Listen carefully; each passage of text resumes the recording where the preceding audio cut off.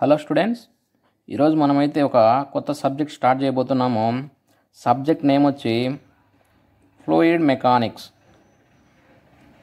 Fluid mechanics okay, fluid mechanics. ఈ earth పైన ప్రతి మెటీరియల్ కూడా మూడు ఫామ్స్లో ఉంది నాన్న. అది ఏంటంటే ఒకటి సాలిడ్ ఫామ్లో అన్నా ఉంటుంది, లేదా లిక్విడ్ ఫామ్లో అన్నా ఉంటుంది, లేదా గ్యాసెస్ ఫామ్లో అన్నా ఉంటుంది. ఓకేనా? సాలిడ్ ఫామ్లో అన్నా ఉంటుంది, లిక్విడ్ ఫామ్లో అన్నా ఉంటుంది, లేదా గ్యాసెస్ ఫామ్లో అన్నా ఉంటుంది. ఇక్కడ చూడండి, ఈ లిక్విడ్ని గ్యాసెస్ని రెండింటిని కలిపి మనం ఏమంటామంటే ఫ్లూయిడ్ అంటాం నాన్న. ఓకే, ఫ్లూయిడ్ అంటాం. ఎందుకంటే ఈ లిక్విడ్కి గ్యాసెస్ రెండింటికి కూడా ఫ్లోయింగ్ నేచర్ అనేది ఉంది. ఫ్లోయింగ్ నేచర్ అంటే ఒక ప్లేస్ నుంచి ఇంకో ప్లేస్కి ఫ్లో అవుతాయి అన్నమాట. వీటికి ఈ రెండింటికి ఆ నేచర్ ఉంది కాబట్టి వీటిల్ని ఫ్లూయిడ్స్ అన్నాం. Okay, fluids. ఈ సాలిడ్ అనేది ఏంటి? అన్లెస్ మనము దాని మీద ఒక ఫోర్స్ అనేది అప్లై చేయనంత వరకు ఇది ఎక్కడుండే ప్లేస్లో అక్కడే ఉంటుంది. ఓకేనా? చూడండి, మనం సబ్జెక్ట్ ఏంది? Fluid mechanics. ఫ్లూయిడ్స్ అంటే ఏంటివి? లిక్విడ్ అండ్ గ్యాసెస్ రెండింటిని కలిపి ఫ్లూయిడ్స్ అంటాము. ఎందుకంటే వీటికి ఫ్లోయింగ్ నేచర్ అనేది ఉంది. అంతే కదా నాన్న? లిక్విడ్స్ అనేటివి ఒక ప్లేస్ నుంచి ఒక ప్లేస్కు మూవ్ అవుతాయి. గ్యాసెస్ కూడా ఒక ప్లేస్ నుంచి ఇంకో ప్లేస్కు మూవ్ అవుతాయి. అంటే వీటికి ఫ్లోయింగ్ నేచర్ ఉంది కాబట్టి వీటిని ఫ్లూయిడ్స్ అన్నాము. ఓకేనా? ఈ విధంగా ఫ్లూయిడ్ మెకానిక్స్ అంటే ఏంటంటే the science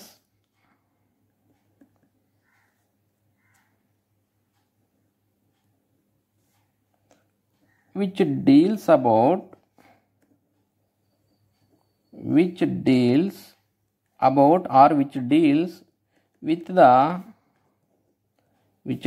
with the behavior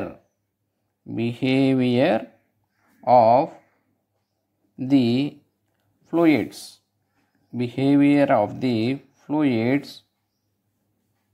at rest or motion. ఓకేనా? at rest or motion is known as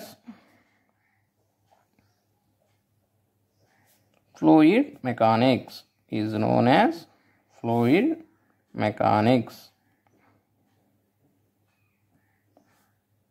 ఓకేనా? Science that deals about the behavior of fluids at rest or motion is known as fluid mechanics. అర్థమైంది నాన్న? ఇప్పుడు మనము first సాలిడ్కి ఫ్లూయిడ్స్కి, ఓకేనా? Solids అన్నా fluids అన్నా చూడండి, లిక్విడ్స్ గ్యాసెస్ రెండింటిని కలిపి ఫ్లూయిడ్స్ అంటాము. ఓకేనా? ఇప్పుడు సాలిడ్స్కి లిక్విడ్స్కి గ్యాసెస్కి డిఫరెన్సెస్ చూద్దాం. ఓకేనా? Differences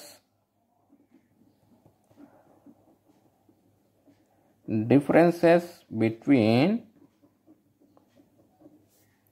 solid, liquid and gas or gases. Okay, differences between solid, liquid and gases. ఇవి దీని డిఫరెన్సెస్ ఎలా ఉంటాయంటే చూడండి, ఎవ్రీ మెటీరియల్ అనేది సమ్ మాలిక్యూల్స్ తయారవుతుంది. ఓకేనా? సమ్ మాలిక్యూల్స్ ఆర్ ఆటమ్స్ ఏవైనా అనుకోండి, ఓకే, ఆర్ పార్టికల్స్ ఏదైనా అనుకోండి. ఎవ్రీ మ్యాటర్ అనేది సమ్ మాలిక్యూల్స్తో కానీ పార్టికల్స్ ఆటమ్స్ దాంతో తయారవుతుంది. ఓకే, మాలిక్యూల్స్తో కానీ పార్టికల్స్తో కానీ తయారవుతుంది. ఇక్కడ మీరు సాలిడ్స్లో గమనిస్తే ఈ మాలిక్యూల్స్ అనేటివి ఎలా ఉంటాయంటే చాలా దగ్గరగా ఉంటాయి నాన్న, చాలా క్లోజ్గా ఉంటాయి. ఓకేనా? ఈ మాలిక్యూల్స్ మధ్య ఫోర్స్ ఆఫ్ అట్రాక్షన్ అంటే ఒక మాలిక్యూల్కు ఇంకో మాలిక్యూల్కి మధ్య ఫోర్స్ ఆఫ్ అట్రాక్షన్ అనేది ఉంటుంది. ఓకేనా, ఈ ఫోర్స్ ఆఫ్ అట్రాక్షన్ కూడా చాలా ఎక్కువ ఉంటుంది. ఓకేనా, చాలా ఎక్కువ ఉంటుంది కాబట్టి ఇవి దగ్గరగా ఉంటాయి. అదే లిక్విడ్లో అయితే ఎలా ఉంటుందంటే ఈ మాలిక్యూల్స్ అనేటివి మాలిక్యులర్ స్పేస్ అంటే మాలిక్యూల్కి మధ్య ఉన్న దూరాన్ని మాలిక్యులర్ స్పేస్ అంటాం. ఈ స్పేస్ అనేది కొద్దిగా దూరం ఉంటుంది. అంటే మాలిక్యూల్స్ అనేటివి కొద్దిగా దూరంగా ఉంటాయి వెన్ కంపేర్ టు సాలిడ్స్లో చాలా క్లోజ్గా ఉంటాయి, లిక్విడ్స్లో కొంచెం దూరంగా ఉంటాయి. వీటి మాలిక్యూల్స్ మధ్య ఫోర్స్ ఆఫ్ అట్రాక్షన్ అనేది సాలిడ్స్తో కంపేర్ చేసుకుంటే కొద్దిగా తక్కువగా ఉంటుంది. అదే గ్యాసెస్ చూసుకుంటే మనము గ్యాసెస్లో మాలిక్యూల్స్ అనేటివి చాలా దూరంగా ఉంటాయి, ఎక్కడో ఒకటి ఉంటాయి. ఓకేనా, వీటి మధ్య ఇంటర్ మాలిక్యులర్ స్పేస్ అనేది చాలా ఎక్కువ ఉంటుంది. ఇది ఇంటర్ మాలిక్యులర్ స్పేస్ అంటే ఒక మాలిక్యూల్కు ఇంకొక మాలిక్యూల్కి మధ్య ఉన్న స్పేస్ని ఏమంటామంటే ఆ గ్యాప్ని ఇంటర్ మాలిక్యులర్ స్పేస్ అంటాం. ఇంటర్ మాలిక్యులర్ స్పేస్ అంటాం. ఈ స్పేస్ అనేది గ్యాసెస్లో ఎక్కువ ఉంటుంది, లిక్విడ్స్లో కొంచెం తక్కువ ఉంటుంది, సాలిడ్స్లో చాలా తక్కువ ఉంటుంది.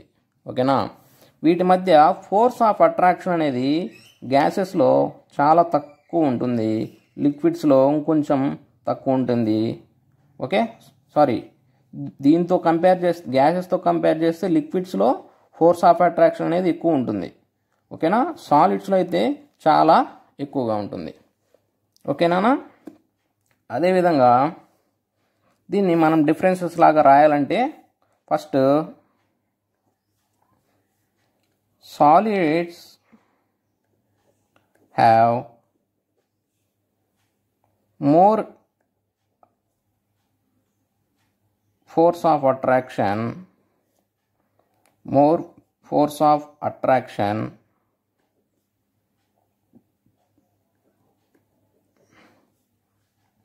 between the molecules. Solids have more force of attraction between the molecules. అదే లిక్విడ్స్లో అయితే liquids have less force of attraction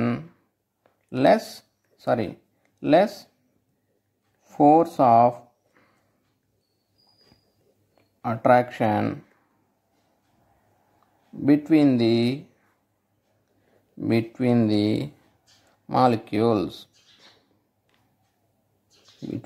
molecules.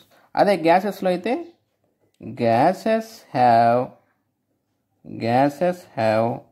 Very less అంటే చాలా తక్కువ ఉంటుంది, వెరీ లెస్ ఫోర్స్ ఆఫ్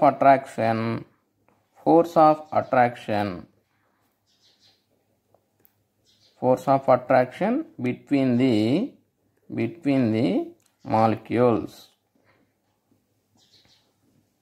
అంటే ఇది ఫస్ట్ పాయింట్గా రాయొచ్చు.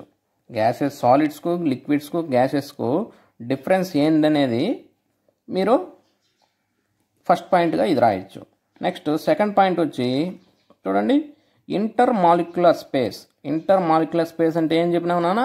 ఇంటర్ మాలిక్యులర్ స్పేస్ అంటే మాలిక్యూల్కు ఉన్న గ్యాప్, ఈ గ్యాప్ని ఇంటర్ మాలిక్యులర్ స్పేస్ అంటాం.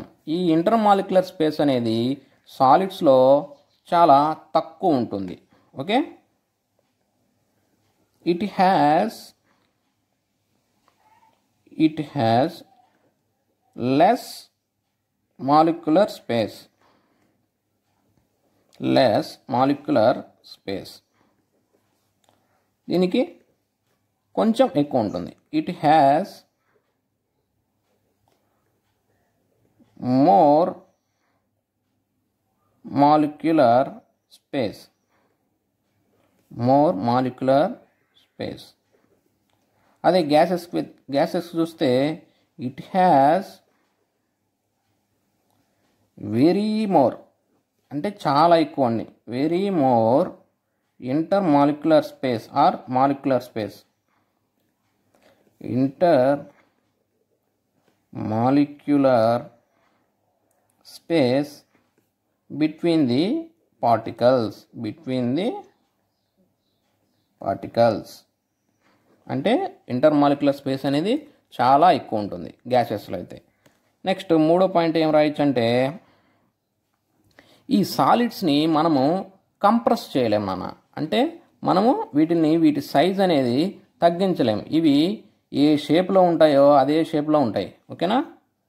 Solids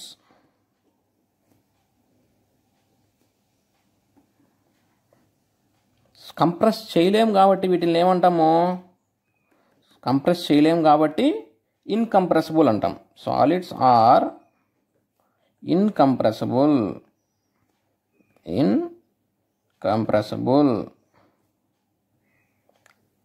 Liquids are less compressible.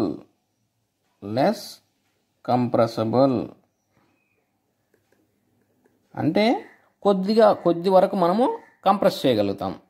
సాలిడ్స్ని compress చేయలేము, లిక్విడ్స్ని కొద్ది వరకు కంప్రెస్ చేయొచ్చు, గ్యాసెస్ని అయితే ఎక్కువ కంప్రెస్ చేసేయచ్చు. ఓకేనా? అందుకే గ్యాస్ను మీరు చిన్న ఇప్పుడు సపోజ్ నాన్న ఒక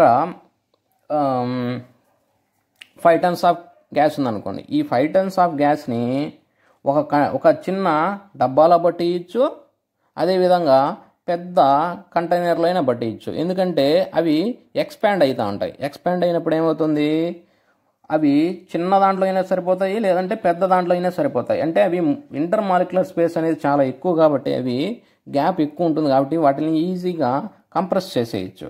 ఓకేనా? Gases are more compressible.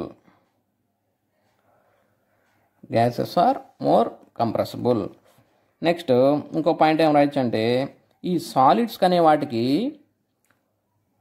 Specific shape ఉంటుంది, స్పెసిఫిక్ వాల్యూము ఉంటుంది.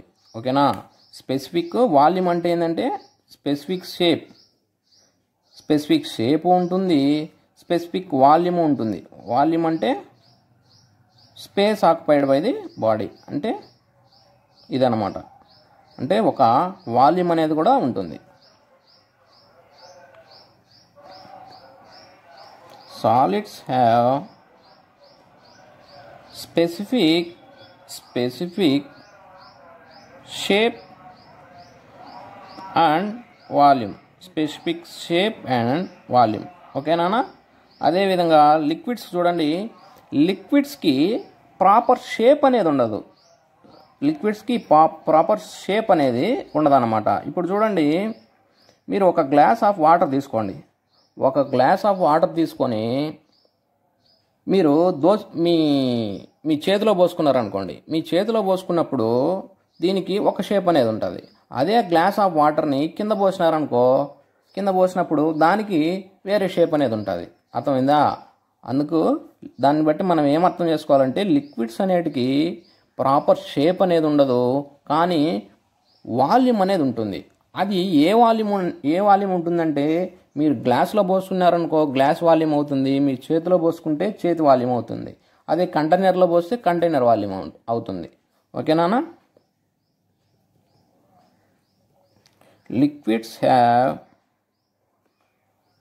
No shape but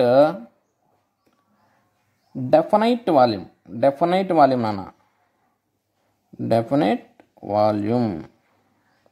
okay? Next comes to గ్యాసెస్కి ప్రాపర్ షేప్ అనేది ఉండదు, ప్రాపర్ వాల్యూమ్ కూడా ఉండదు. మనము ఏ కంటైనర్లో పోసినా అది ఎలా అయినా ఎక్స్పాండ్ అవుతుంది. ఓకేనా? Gases have no shape and no volume. ఓకేనా? This is the major differences between solids, liquids, gases. Okay? ఇవి మీకు బాగా అర్థమైనాయనుకో మీకు సబ్జెక్ట్ కూడా నీట్గా అర్థమవుతుంది. చూడండి, మనం ఈరోజు ఏం చదువుకున్నాం ఈ క్లాస్లో? చూడండి, సాలిడ్స్. సబ్జెక్ట్ ఏంది? Fluid mechanics. ఫ్లూయిడ్ మెకానిక్స్ అంటే ఏంటంటే the science which deals with the behaviour of the fluids at rest are motion. Okay, is known as fluid mechanics. అంటే ఫ్లూయిడ్స్ అనేటివి రెస్ట్లో ఉన్నా మోషన్లో ఉన్నా ఎలా బిహేవ్ చేస్తాయి అని తెలిపే సైన్స్నే ఫ్లూయిడ్ మెకానిక్స్ అంటాం.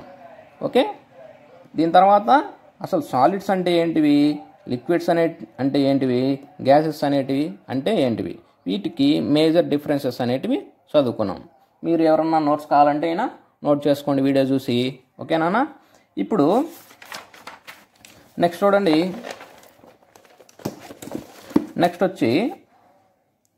నెక్స్ట్ వచ్చి ఏంటంటే ఫ్లూయిడ్ మెకానిక్స్ అనేది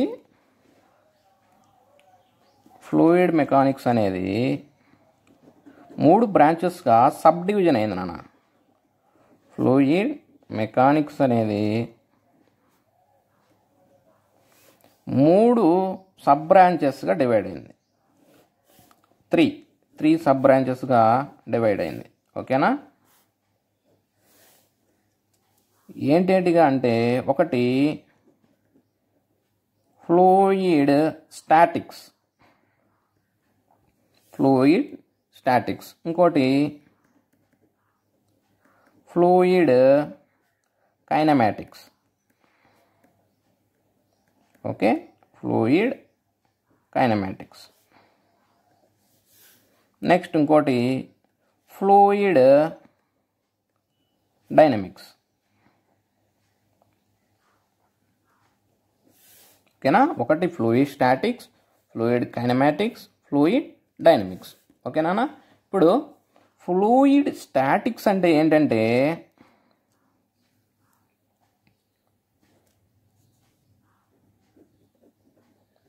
ఫ్లూయిడ్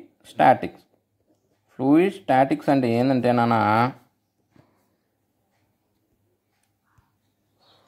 ఫ్లూయిడ్ స్టాటిక్స్ అంటే ఏంటంటే ది స్టడీ ఆఫ్ ఫ్లూయిడ్స్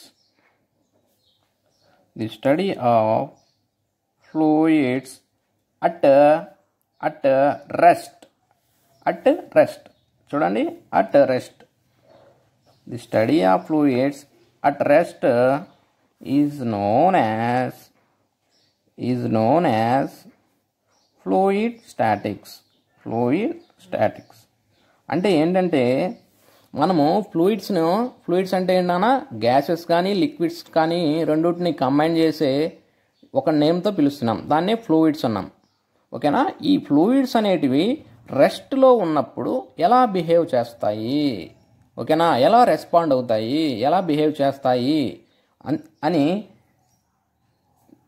తెలిపే సైన్స్నే ఫ్లూయిడ్ స్టాటిక్స్ అంటాం. Okay, fluid statics.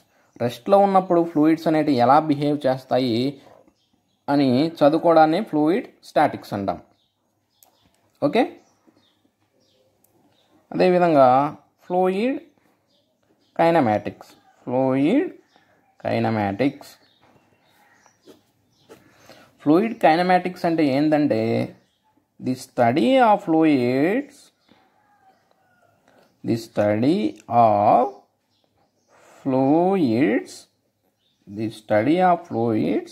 in motion. Where pressure forces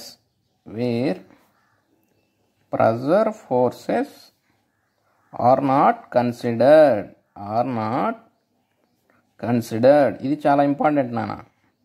are not considered is called as fluid kinematics.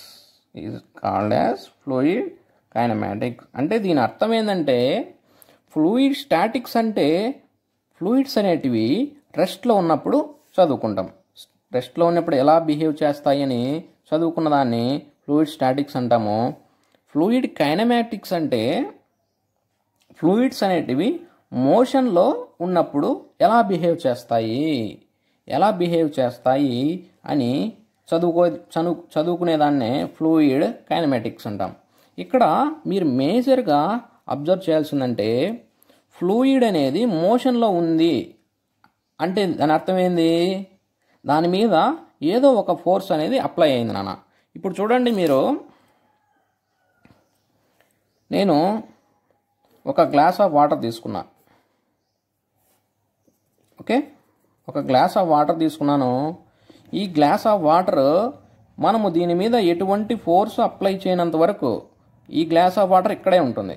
ఓకేనా, అంటిల్ మనము ఈ గ్లాస్ ఆఫ్ వాటర్ మీద ఏ ఫోర్స్ అన్నా అప్లై చేయనంత వరకు ఇక్కడే ఉంటుంది. అదే ఈ గ్లాస్ ఆఫ్ వాటర్ మీద నేను సమ్ ఫోర్స్ అప్లై చేసినాను, లేకంటే ఈ గ్లాస్ ఆఫ్ వాటర్ తీసుకొని నేను ఎక్కడన్నా పడేసినాను. ఓకేనా, పడేసినప్పుడు ఇది ఏమవుతుంది, ఈ వాటర్ అనేది మూమెంట్ వస్తుంది, అంటే మోషన్లో ఉంటుంది. అర్థమైందా? ఇక్కడైతే రెస్ట్లో ఉంది, ఇక్కడ మోషన్లో ఉంటుంది.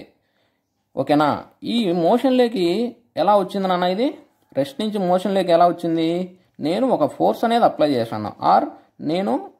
నేను ఒక ఫోర్స్ అప్లై చేయడం అంటే ఏంది, నేను తీసుకొని పోయి ఆ వాటర్ని కింద వేసేసాను. ఓకేనా, ఈ ఏ ఫోర్స్ ద్వారా అయితే ఇది మోషన్లోకి వచ్చిందో దాన్ని కన్సిడర్ చేయకుండా చదువుకున్నామనుకో, అప్పుడు దాన్ని ఫ్లూయిడ్ కైనమాటిక్స్ అంటాం. అంటే అది మోషన్లోకి వచ్చింది అంతే, అది ఎందుకు వచ్చింది, ఎలా వచ్చింది అనేది నాకు అనవసరం. అర్థమైందా? ఓన్లీ మోషన్లోకి వచ్చింది, మోషన్లో ఉన్నప్పుడు ఎలా బిహేవ్ చేస్తుంది అని చదువుకున్నామనుకో, దాన్ని ఫ్లూయిడ్ కైనమాటిక్స్ అంటాం. అదే నెక్స్ట్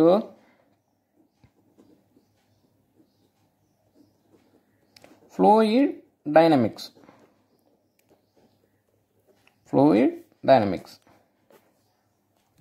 ఫ్లూయిడ్ డైనమిక్స్ అంటే ఏంటంటే the study of fluid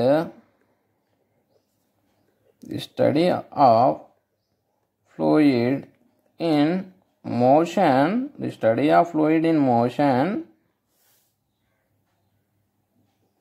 where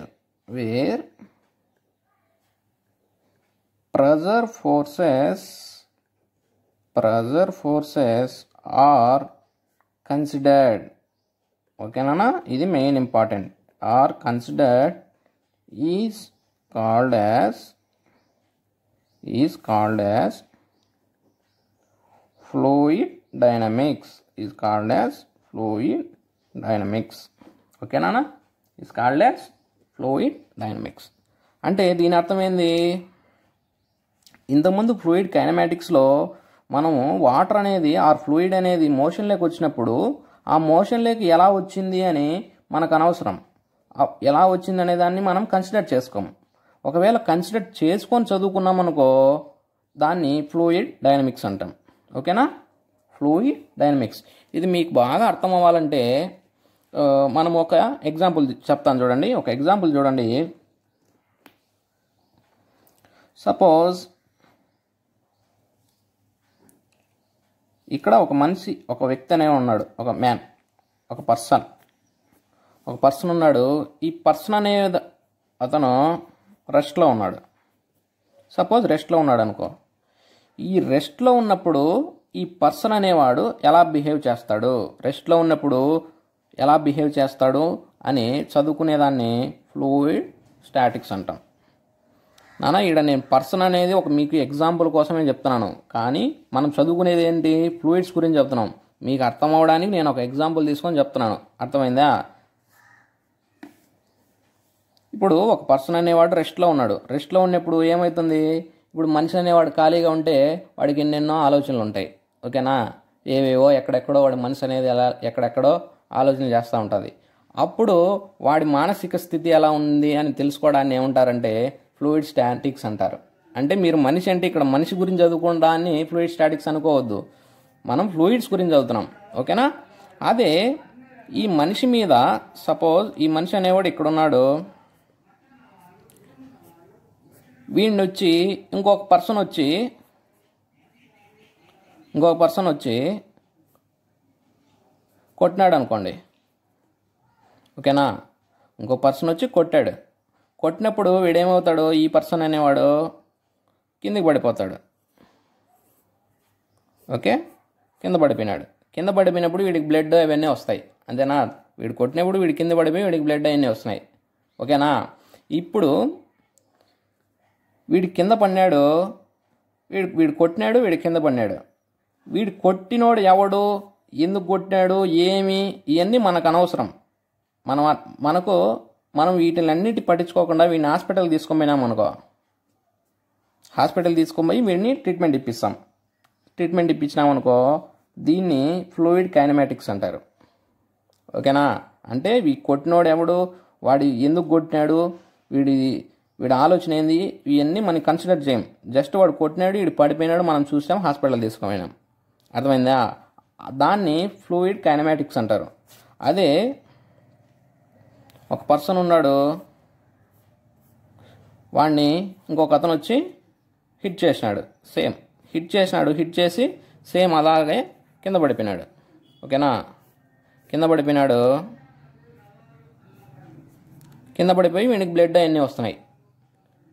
ఇక్కడ చూడండి, దీనికి తేడా ఏంటంటే ఫ్లూయిడ్ కైనమాటిక్స్కి ఫ్లూయిడ్ డైనమిక్స్కి, వీడు పడిపోయినప్పుడు వీడికి తెలిసిన వాడే ఎవడో ఇంకొకడు ఉన్నాడు. అంటే ఈ కింద పడిపోయిన అతనికి తెలిసిన వాడు ఇంకొకడు ఉన్నాడు అనుకోండి. వాడు దీన్ని చూసినప్పుడు వీడు ఏం చేస్తాడు, వీడు ఎవడు కొట్టాడు, ఎందుకు కొట్టాడు, ఇవన్నీ వీడు అబ్జర్వ్ చేస్తూ ఉంటాడు. ఓకేనా? అబ్జర్వ్ చేస్తూ ఉండి ఈ విషయాలన్నీ వీళ్ళ ఫ్యామిలీ మెంబర్స్ చెప్తాడు. ఓకేనా? ఫ్యామిలీ మెంబర్స్కు చెప్పినప్పుడు వీళ్ళు ఒక ఎఫ్ఐఆర్ పోలీస్ కంప్లైంట్ ఇచ్చారనుకోండి.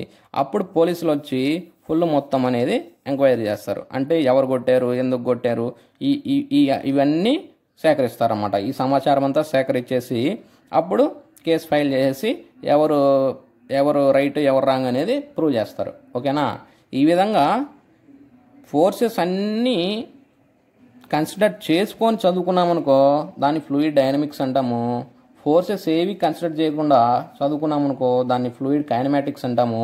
అసలు ఫ్లూయిడ్స్ అనేటివి రెస్ట్లో ఉన్నప్పుడు చదువుకున్నామనుకో దాన్ని ఫ్లూయిడ్ స్టాటిక్స్ అంటాం. ఓకేనా? నెక్స్ట్ క్లాస్లో బేసిక్ డెఫినేషన్స్ అనేటివి చెప్పుకున్నాం. Okay, thank you. Please subscribe my channel. మీకు ఛానల్ ఏదైనా డౌట్ ఉంటే సబ్జెక్ట్లో కామెంట్ చేయండి నాన్న. ఓకే, నా టీచింగ్ అనేది నచ్చితే సబ్స్క్రైబ్ చేసుకోండి. లేదా టీచింగ్లో ఏదన్నా నేను ఇంప్రూవ్ చేసుకోవాలనుకున్నా కొన్ని మీ సజెషన్ అయితే ఇవ్వండి నాన్న. Thank you.